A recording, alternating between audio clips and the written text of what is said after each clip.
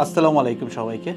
তুমি পড়ালেখা করো, রাইট? মানে কত batch? HSC 25 batch, 26 batch, 27 batch, কিংবা হয়তো স্কুলে আছো, বা হয়তো বা আরও ছোটো।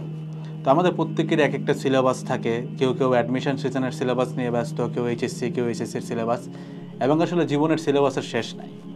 তো আমরা সিলেবাস সবাই পড়ি, অনেকে শেষ করতে পারি, অনেকে করতে পারি না। এটার জবাবদিহিতা হয়তো বা শুধুমাত্র পরীক্ষার খাতার নাম্বারের উপরেই থাকে, একটা ভালো চাকরির উপরেই থাকে। বাট মৃত্যুর পরের জীবনের উপরে কিন্তু এই সিলেবাসের খুব একটা ভূমিকা কিংবা আধিপত্য নাই। মৃত্যুর পরের জীবন এবং আমাদের এই জীবনটাকে ঠিকমতো পরিচালনা করতে হইলে আমাদের যতটুকু সিলেবাস শেষ করা দরকার বা যতটুকু জ্ঞান থাকা দরকার, সেই বইটা কিন্তু খুব বেশি বড় না। আমি আল কোরআনের কথা বলতেছি। তো আমি চেষ্টা করতেছি আমার যত সাবস্ক্রাইবার আছে অথবা যত মানুষ আমাকে ফলো করতেছে তাদের একটা দায়িত্ব নিতে। আমি জানি তুমি রেগুলার বেসিসে অনেক ধরনের কমপ্লেইন করো নিজেকে নিয়ে, অনেক এক্সকিউজ দেখাও যে ভাই এখন অ্যাডমিশন সিজন চলে, এখন কোরআন শরীফকে সময় দিতে পারবো না, এখন সামনে এইচএসসি আছে, স্কুল চলে। বাট মেইন কথা হচ্ছে সবথেকে বেশি গুরুত্বপূর্ণ কিন্তু তোমার এই জীবনের দিনটাই। এবং ভাবতেও লজ্জা লাগে যে আমরা কিন্তু এখনও কেউই পুরোপুরি এই দিনটা সম্পর্কে জানি না। কি পড়তে হবে, আসলে কি জানতে হবে, সেই ব্যাপারটা নিয়ে আমরা অনেকেই অনেক কিছু জানি না। সো আমি যেই কন্টেন্টগুলো তৈরি করতে যাচ্ছি, প্রতি সপ্তাহেই তোমরা এই কন্টেন্টগুলো পাবা। এবং আমি তোমাকে রিকোয়েস্ট করব যে হয়তো তুমি এতটাই, আল্লাহ তোমার থেকে এতটাই মুখ সরায় নিছেন যে তোমার ডেইলি হয়তো ঘন্টাখানেকও টাইম থাকে না কোরআন শরীফকে দেওয়ার। বাট অ্যাটলিস্ট তুমি এই ভিডিওগুলো যদি 10-15 মিনিটের ভিডিও পুরোটা দেখো, আমার সর্বোচ্চ চেষ্টা থাকবে এই 10 থেকে 15 মিনিটের ভিতরেই তোমাকে একটা আল কোরআনের পবিত্র সূরা কমপ্লিটলি বুঝায় দেওয়ার, এবং ওইখানে কি বলছে এবং আমাদের লাইফে এটাকে কিভাবে আমরা অ্যাপ্লাই করতে পারি সেই জ্ঞানটা তোমার হয়ে যাবে। সো তোমার কাজটা কিন্তু টেকনোলজিরকে হেল্প নিয়ে আমি আরও অনেক বেশি সহজ করে দিলাম, আল্লাহর রাস্তায় যেন তুমি কাটাইতে পারো।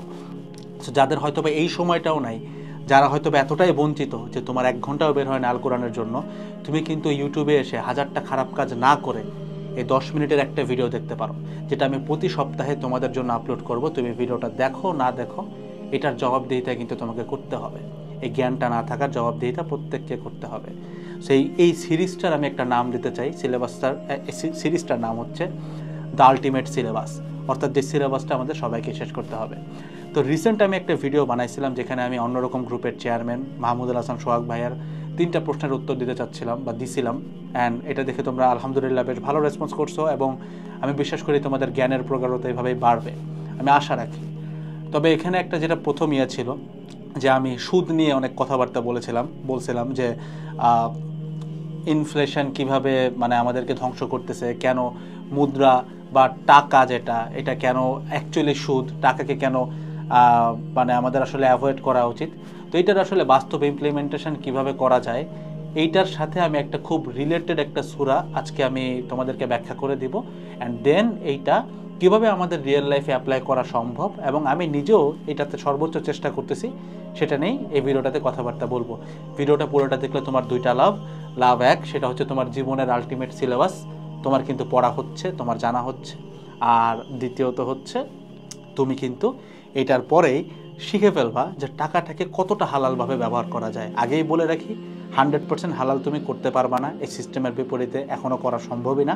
বাট তুমি সর্বোচ্চটা চেষ্টা করতে পারবা, যেন তুমি আল্লাহকে বলতে পারো যে আল্লাহ আমি আমার সর্বোচ্চটা চেষ্টা করছি, বাকিটুকু আল্লাহ ইনশাআল্লাহ আমাদেরকে মাফ করে দেবেন। এছাড়া বলার আর কিছু নাই আর কি, আমরা আসলে সবাই পাপী বান্দা।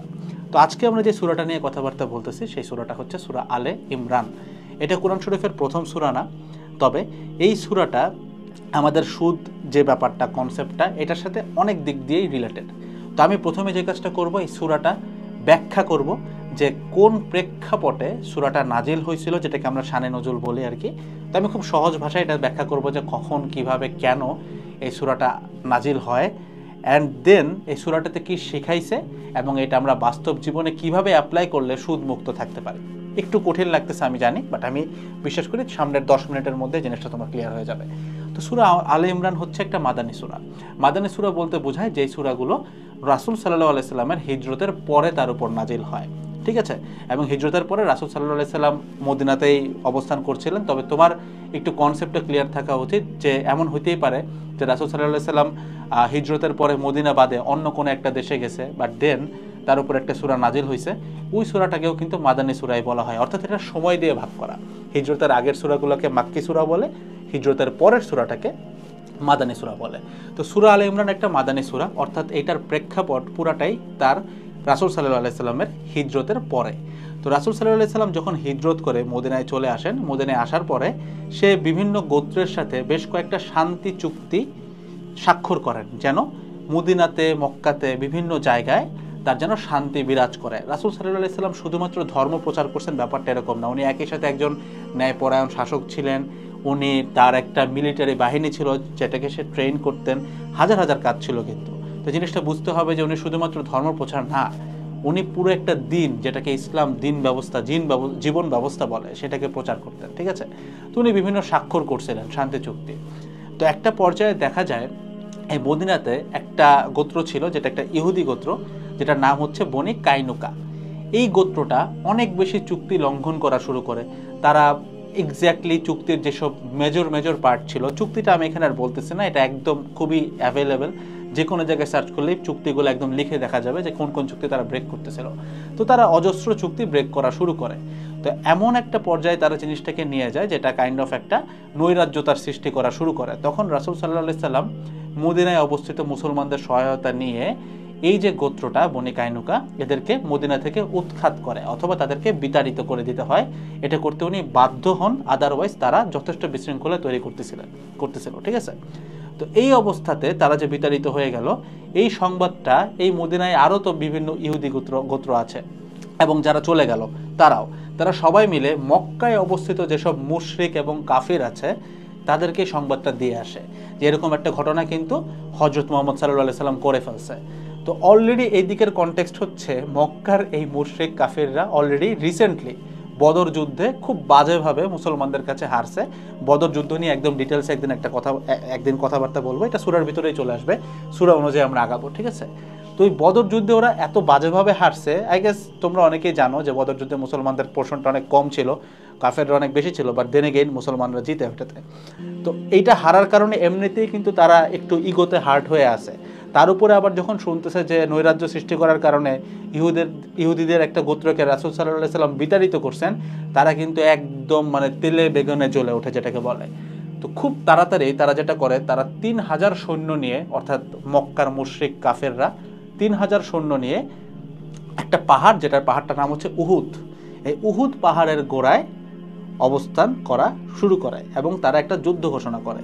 এদিক দিয়ে রাসূল সাল্লাল্লাহু আলাইহি সাল্লাম তার বিভিন্ন সাহাবী এবং তার যেসব সামরিক বাহিনী আছে তাদেরকে নিয়ে প্রায় ১,০০০ সৈন্য গ্যাদার করেন এবং এই ১,০০০ সৈন্য নিয়ে ওনারাও, মানে রাসূল সাল্লাল্লাহু আলাইহি সাল্লামও তার দলবল নিয়ে ১,০০০ জন মাত্র, তারা উহুদ পাহাড়ের গোড়ার দিকে রওনা দেয়। ঠিক আছে। এই একদম খুব সিম্পল ব্যাপার। এখন এখানে একটা ছোট্ট তথ্য আমাদেরকে অ্যাড করতে হবে, সেটা হচ্ছে রাসূল সাল্লাল্লাহু আলাইহি সাল্লাম যে মদিনায় আসছেন খুব বেশি সময় কিন্তু এই উহুদের পাহাড়ে যাওয়ার আগে ঘটে নাই। তো যেসব সৈন্য ছিল কিংবা সামরিক বাহিনী ছিল তারা খুব একটা বেশি সামরিকভাবে ট্রেন্ড ব্যাপারটা বলা যাবে না, তাদের থেকে মক্কার কাফেররা অনেক বেশি ট্রেন্ড মানে যুদ্ধে। আবার অ্যাট দ্য সেম টাইম এই মদিনায় যে সমস্যাটা দেখা যায় সেটা হচ্ছে অনেক বেশি মুনাফিক ছিল। মুনাফিকের বাংলা অর্থ যারা হচ্ছে গিয়ে প্রতারণা করে, অর্থাৎ মুনাফিক বলতে রাসূল সাল্লাল্লাহু আলাইহি সাল্লামকে বলতেছে যে আমি মুসলিম, আমি তো আপনাদের পক্ষেই আছি, বাট ইভেনচুয়ালি তারা আসলে মুসলিম না, তারা আসলে কাফিরদের পক্ষে। এটাকে মুনাফিক বলে, একদম সহজ ব্যাপার। ঠিক আছে। তো এই যে ১,০০০ সৈন্য নিয়ে রাসূল সাল্লাল্লাহু আলাইহি সাল্লাম উহুদের দিকে রওনা দিলেন, এর মধ্যে কিন্তু মুনাফিক ছিল এবং এই যাওয়ার রাস্তাতেই রাসূল সাল্লাল্লাহু আলাইহি সাল্লামকে একদম বিচলিত করে ফেলার জন্য তারা প্রায় ৩০০ জন সৈন্য এখান থেকে বাইর হয়ে যায়। তাহলে রাসূল সাল্লাল্লাহু আলাইহি সাল্লামের কাছে এখন কয়জন থাকলো? মাত্র ৭০০ জন। ওই পাশে কাফেররা কত? ৩,০০০ জন। এখন যখন যুদ্ধটা হয়, রাসূল সাল্লাল্লাহু আলাইহি সাল্লাম অথবা মুসলমানরা বেশ খারাপভাবে এখানে পরাজিত হইতে হয়। তো এই যে পরাজিত হয়ে গেল, এই পরাজিত হয়ে যাওয়ার পরে পুরো মুসলিম উম্মাহ বা রাসূল সাল্লাল্লাহু আলাইহি সাল্লাম থেকে শুরু করে প্রত্যেকেই অনেকটা বলা যায় যে আমরা যেটাকে এখন বলি যে ডিপ্রেশন, বা মানে তারা খুব ভয়ে থাকে যে কি হইলো, আল্লাহকে আমাদের থেকে মুখ সরায় নিলেন, আসলে ঘটনাটা কি ঘটলো, কেন আমরা হারলাম, এর আগে তো বদর যুদ্ধ জিতে আসলাম এত কম লোক নিয়ে, এবার কেন হারলাম। তখন মহান আল্লাহ রাসূল সাল্লাল্লাহু আলাইহি সাল্লামের উপর একটা সূরা নাজিল করেন, যেই সূরাটা নিয়ে আমরা আজকে কথা বলতেছি, যেটা হচ্ছে সূরা আলে ইমরান। এই সূরা আলে ইমরানে কি বলা হয়েছে, আমি একটু সূরা আলে ইমরানের অর্থটা একটু বলি। সূরা আলে ইমরান, এই ইমরান হচ্ছে একটা গোত্রের নাম, আলে ইমরান, এবং এই গোত্রের মধ্যে কারা পড়ে, মানে একটা পরিবারের নাম আর কি। এই পরিবারের মধ্যে কারা পড়ে? আমাদের ঈসা আলাইহিস সালাম, ইয়াহিয়া আলাইহিস সালাম এবং ঈসা আলাইহিস সালামের মাতা যিনি হচ্ছে মারিয়াম আলাইহিস সালাম। এই তিনজনের গোত্রটাই বা পরিবারটাই হচ্ছে আমাদের ইমরান পরিবার, ঠিক আছে? তো উনি মানে মহান আল্লাহ এই সূরাটার মধ্যে এক্সপ্লেইন করেন যে ঈসা আলাইহিস সালামের সময়ে মুসলমানদের মধ্যে এক প্রকারের ঐক্য ছিল, তাদের ঈমান কতটা বিশুদ্ধ ছিল, এই কারণে তারা অনেক ক্রিটিক্যাল সিচুয়েশন কিন্তু পারে দিতে পারছিলেন। এবং আলী ইমরান সূরার উপরের দিকে বেশ বড় একটা পোর্শন ধরে কিন্তু মারিয়াম আলাইহিস সালামের জীবনীটা শর্ট করে দেওয়া আছে, যে মারিয়াম আলাইহিস সালাম কীভাবে, মানে ঈসা আলাইহিস সালামের কিন্তু কোনো পিতা ছিল না, তো ঈসা আলাইহিস সালাম কিন্তু ডিরেক্টলি মারিয়াম আলাইহিস সালামের কাছে জন্ম নেন, ঠিক আছে? তো এই স্টোরিটা কিভাবে হয়েছিল, মারিয়াম আলাইহিস সালামের তাকওয়া, এই জিনিসগুলো কতটা বেশি প্রকট ছিল সেটা আল্লাহ ব্যাখ্যা করছেন, ঈমানটা কতটা বিশুদ্ধ ছিল সেটা ব্যাখ্যা করছেন। এবং ঈসা আলাইহিস সালাম যখন পিতাবিহীন জন্ম নেন বা পৃথিবীতে আসেন, তখন অনেক মানুষ এই জিনিসটা বিশ্বাস করে নাই। তারা মানে এটাকে নিয়ে অনেক মজা ঠাট্টা বিদ্রুপ করছে, অনেক ধরনের ন্যারেটিভ প্রচার করছে, অনেকে আক্রমণ করছে বিভিন্ন। তখন মহান আল্লাহ ঈসা আলাইহিস সালামকে বিভিন্ন প্রকারের মুজিজা দেন, এবং এই মুজিজা দেওয়া ছাড়াও অনেক মানুষ ঈসা আলাইহিস সালামের দলে চলে আসে, যারা প্রকৃত অর্থে মুসলিম ছিল, যারা প্রকৃত অর্থে মুমিন ছিল, যারা আল্লাহ যেটা বলছে সেটাই করছে। এই দলটাকে বলা হয় হাওয়ারি। এই হাওয়ারি দলের দিকেই আল্লাহ বারবার নিদর্শন দেখাইছেন, যে দেখো ওই হাওয়ারি দলটা এতটা বেশি ঐক্যবদ্ধ ছিল, তারা অনেক বড় বড় কনসেপ্টকে নাকচ করে ফেলতেছিল, যেমন সুদ থেকে শুরু করে অনেক কিছু। তারা মানে দেখা গেছে যে তারা না খেয়ে থাকবে, বাট স্টিল তারা সুদ ঘুষ খায় নাই, এবং ঈমান তাদের প্রচণ্ড প্রকট ছিল। তো এই ঘটনাটা মানে হাওয়ারি, যে যাদেরকে হাওয়ারি কোরআন শরীফ বলতেছে আর কি, তাদের মধ্যে আরও একটা অভ্যাস ছিল যেটাকে বলা হয় হিবা। হিবা অর্থ কি? হিবা অর্থ হচ্ছে উপহার দেওয়া, বাট ছোট্ট একটা লাইক কন্ডিশন আছে, উপহার শুধু দিলে হবে না, বিনিময়ে ছাড়া উপহার দেওয়া। অর্থাৎ ইসলামের পথে এমনভাবে দান করা, ইসলামের পথে এমনভাবে দিন প্রচার করা, যেটার বিনিময়ে তুমি কোনো প্রকারের স্বার্থ চাইতে পারবা না, আল্লাহর হেদায়েত ছাড়া আর কিছু তুমি চাইতে পারবা না, ঠিক আছে? যেমন আমি ভিডিওটা বানানোর উদ্দেশ্য একটাই, যে আল্লাহ যেন আমার জ্ঞানটাকে পরিপূর্ণ করেন, এছাড়া উদ্দেশ্য আমার কিন্তু চাওয়ার এখানে সুযোগই নাই, বুঝাইতে পারছি? তো এই হিবা এটা ছিল হচ্ছে ওই হাওয়ারি যাদেরকে বলা হয়, তাদের খুব মানে একটা পরিচিত বা প্রচলিত প্র্যাকটিস। তো মহান আল্লাহ তাদের দিকেই বারবার নিদর্শন দিয়ে দেখাইছেন যে তারা কিন্তু হাজারটা সমস্যা সত্ত্বেও, যেমন ঈসা আলাইহিস সালামের পিতা ছাড়া জন্ম নেওয়া থেকে শুরু করে তার অজস্র মুজিজা, এবং সেটা নিয়ে বিভিন্ন প্রকারের কটাক্ষ করতেছে মানুষ, সেইগুলোর মধ্যেও তারা ঐক্যবদ্ধভাবে থাকছে। ওয়ারাস মদিনার মুনাফিকরা সর্বশ্রেষ্ঠ এবং সর্বশেষ রাসূল সাল্লাল্লাহু আলাইহি সাল্লামকে পাওয়ার পরেও তারা প্রতারণা করছে, তারা বিট্রে করছে, এবং যারা মুমিন তাদের মধ্যেও নিয়ত এবং ঈমানের অনেক দুর্বলতা আছে। দেন আল্লাহ এখানে একটা কনক্লুশন টানেন, ব্যাপারটা এরকম যে যদি মুসলমানরা আল্লাহর দেখানো পথে চলতো, যদি প্রত্যেকটা মুমিন প্রকৃত অর্থে মুমিন হইতো এবং মুনাফিকি না করত, তাহলে উহুদের মতো যুদ্ধে মুসলমানদের পরাজিত হওয়ার কোনো কারণ ছিল না। এই হইতেছে পুরা সূরার ব্যাখ্যাটা, একবারে তোমাকে আমি বুঝাই দিলাম। এখন আসো, এটার ভিতরে একটা খুব পপুলার লাইন আছে যে সুদকে আল্লাহ হারাম করছেন, ঠিক আছে? তো এখন এই জিনিসটা আমরা আমাদের লাইফে কেমনে বাস্তবায়ন করতে পারি ইমরান সূরার আলোকে? তো একটা জিনিস তুমি বুঝতে পারতেছো যে আলী ইমরানে খুব ক্লিয়ারলি বলে দিছে যে তুমি কিন্তু স্বার্থবিহীনভাবে আল্লাহর এই জীবন ব্যবস্থাটাকে তোমাকে মানতে হবে। অর্থাৎ তুমি জানো যে তোমার স্বার্থ হয়তো তুমি ঠিকঠাক মতো পাবা না, তুমি হয়তো সুদ নিলে কিংবা ব্যাংকে রাখলে হয়তো 2টা টাকা বেড়ে যাচ্ছে, এরকম তোমার মনে হইতেই পারে, বাট কথা কিন্তু সেটা না। তুমি যদি ইনফ্লেশন রেট চিন্তা করো, তোমার টাকা কিন্তু আসলে বাড়ে না, ঠিক আছে? এবং এই সুদ নিয়ে আমি খুব বিস্তারিত কথাবার্তা বলতেছি, কেন টাকায় সুদ। এবং আমি একজন ভাইয়াকে রিকমেন্ড করতে পারি, আমার বেশ পছন্দের ব্যক্তিত্ব মুহাইমিন পাটোয়ারি ভাই, উনি কিন্তু টাকা যে একটা সুদের মেশিন এটা খুব ডিটেইল ব্যাখ্যা করছেন, ওইটাও তোমরা দেখে আসতে পারো। ওইটা দেখে আসার পরে তোমার একটা প্রশ্ন আসবে যে ভাই আমি কেমনে হালালভাবে চলতে পারি, কি করা যায়? আমি তো চাইলেও দেখা গেছে আমার স্কুলের বেতনটা বা আমার কলেজের বেতনটা ব্যাংক দিয়ে দেওয়া লাগতেছে, আমার বাবার বেতনও হয়তো ব্যাংকেই আসতেছে, কিছু করার নাই, সরাসরি ব্যাংকেই যাচ্ছে। তো এই ক্ষেত্রে করণীয়টা কি? এক্ষেত্রে করণীয়টা হচ্ছে এইটা ভাই, তোমার হাতে যতটুকু অপশন আছে সেইটাকে 100% ইউজ করা। পয়েন্ট নাম্বার 1 হইতে পারে কোনো সুদি ব্যাংকে টাকা সঞ্চয় না করা, এটা হইতে পারে। পয়েন্ট নাম্বার 2 হইতে পারে গোল্ড কেনা। এখন ভাই গোল্ড কিভাবে কিনবো, আমার তো এত টাকা হয় না। যেমন দেখো আমি তোমাকে একটা জিনিস রিলেট করাই, মনে করো তোমার 1 বছরে তোমার কাছে সঞ্চয় হয় 5 থেকে 6 হাজার টাকা, অর্থাৎ তুমি বিভিন্নভাবে সঞ্চয় করলে 5-6 হাজার টাকা সঞ্চয় হয়, অথবা তুমি বৃত্তির টাকা পাও। এখন হয়তো তুমি বৃত্তির টাকাটা ব্যাংক থেকেই পাইছো, ওইখানে তো তোমার কিছু করারই ছিল না। এখন এই টাকাটাকে হালাল করার সবচেয়ে সহজ বুদ্ধিটা কি, আমি কি করি, আমি যেটা করতাম, তুমি দেখবে তোমার বাসার আশপাশে বিভিন্ন জুয়েলার্স পাওয়া যায়। তো সব জুয়েলার্সে গেলে তুমি যদি বলো যে ভাই আমার কাছে 10,000 টাকা আছে, বা ধরো 2 বছর জমাইলা, 3 বছর জমাইলা, 10,000 টাকা আছে, এই টাকাটাকে আমি গোল্ডে কনভার্ট করতে চাই, অর্থাৎ আমাকে এত টাকার গোল্ড দেন। তো তারা যেটা করে, তুমি হয়তো কিছুটা লস করবা বা কিছু ঠকবা, এটা মাথায় রেখো, আল্লাহর রাস্তায় চলতে গেলে দুনিয়াতে তোমাকে একটু ঠকতে হবে, সেটাই বলা আছে যে হিবা, যে তুমি নিঃস্বার্থভাবে এই কাজটা করতেছো। তখন তোমাকে কিছু গোল্ড দিবে তারা, লাইক ধরো হইতে পারে একটা কানের দুল, একটা নেকলেস, ঠিক আছে। এই গোল্ডটা নিয়ে তুমি যেটা করতে পারো, তুমি তোমার আম্মাকে গিফট করতে পারো। লাভটা কি হইলো, তোমার আম্মা অনেক বেশি খুশিও হবেন, অ্যাট দ্য সেম টাইম যেহেতু তোমার মা গোল্ডটাও সেভ করে রাখবেন। এবং গোল্ড কিন্তু কোনোভাবে সুদ না, আনলেস তুমি এইটা কাউকে ধার দিয়ে এক্সট্রা টাকা নাও, এটা কিন্তু সুদ না। তো তোমার গোল্ডও সঞ্চয় হইলো, এবং তুমি যদি বিগত 5 বছরের হিসাব দেখো, গোল্ডের দাম ডাবল হয়েছে, টাকার দাম অর্ধেক হয়েছে। তার মানে এই গোল্ডটা কিন্তু 5 বছর পরে আল্লাহ এমনিতে এটাতে এতটা বারাকা আছে যে এটার কিন্তু পরিমাণটা ডাবল হয়ে যাবে। পরিমাণ বলতে তখন তুমি যদি এটাকে ভাঙাইতে চাও বা কোনো সম্পদ কিনতে চাও গোল্ড দিয়ে, এখন যা কিনতে পারো তখন তার ডাবল কিনতে পারবা।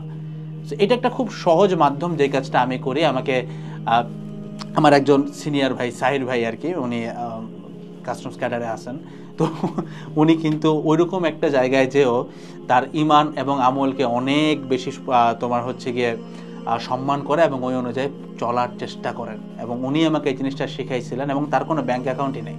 সে আমাকে শিখাইছিলেন ব্যাপারটা এরকম যে যতটুকু না পারলে না, সেইটা বাদে তোমার হাতে যতটুকু আছে পুরাটা তুমি হালাল করতে চাও, করার চেষ্টা করো। তুমি লস খাবা না, লস হইলেও ঠিক আছে, বাট এটা মানে ছোট্ট একটা হইতেছে এখানে হ্যাক বলে দিই, তুমি কখন আল্লাহর রাস্তায় লস খাবা না। বারাকা এমন একটা জিনিস যে তোমার যদি সম্পদে বারাকা না থাকে, তুমি 100 কোটি কামাইলেও তোমার পরিবারের খরচ 101 কোটি হবে। ক্যান্সার হয়ে গেলেই বুঝবা খরচ কাকে বলে, বুঝতে পারছো? সো বারাকা থাকাই লাগবে, বারাকা থাকলে 20,000 টাকা দিয়েও চলা যায়। তো দ্যাটস দ্য কনসেপ্ট।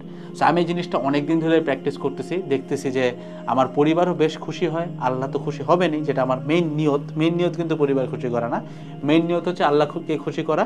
এবং তোমার মাও যদি খুশি হয়, তোমার মার সন্তুষ্টিতে কিন্তু আল্লাহ সন্তুষ্ট হবেন। এবং তুমি এই জিনিসটাতে প্লিজ এই হিসাবটা করতে যেও না যে ভাই আমি তো 5,000 টাকার গোল্ড কিনলে একটু লস হয়ে যাচ্ছে। লস তো হবেই, আমি তো তোমাকে বলতেছি লস তো হবেই, রেখে দেখো বারাকা কীরকম আসে। আমি নিজে উত্তর পাইছি, এই জন্যই তোমাকে আমি বলতেছি। So that's it, that's all about the whole episode. Next এপিসোডগুলোতে তোমাদের সাথে আবারও কথা হবে। অবশ্যই চ্যানেলটাতে সাবস্ক্রাইব করে রাখতে পারো, এবং যদি এটাকে তুমি দাওয়াত হিসেবে প্রচার করতে চাও বা প্রসার করতে চাও, ভিডিওটা ডাউনলোড করেও ব্যবহার করতে পারো, আমার কোনো সমস্যা নেই। অথবা তোমার বন্ধুদেরকে সিম্পলি শেয়ারও করতে পারো। উদ্দেশ্য যেন তোমার এতটুকুই থাকে যে তুমি এটাকে একটা ইসলামিক দাওয়া হিসেবে ব্যবহার করতেছো। সো আলটিমেট সিলেবাস এই ব্র্যান্ডের আন্ডারে আমরা আরও অজস্র কন্টেন্ট সামনের দিকে দিব, এবং প্রত্যেক সপ্তাহে ইনশাল্লাহ আমি তোমার জ্ঞানটাকে একটু ইসলামিকভাবে বলতে পারো রিশেপ করার চেষ্টা করব। সবাই আমার জন্য দোয়া করবা, আমার রিস্ক, আমার হেদায়াত সব কিছুর জন্যই দোয়া করবা, যেন আরও বেশি প্রগাঢ়তা নিয়ে এই কন্টেন্টগুলো আমি বানাইতে পারি। আসসালামু আলাইকুম সবাইকে, টাটা।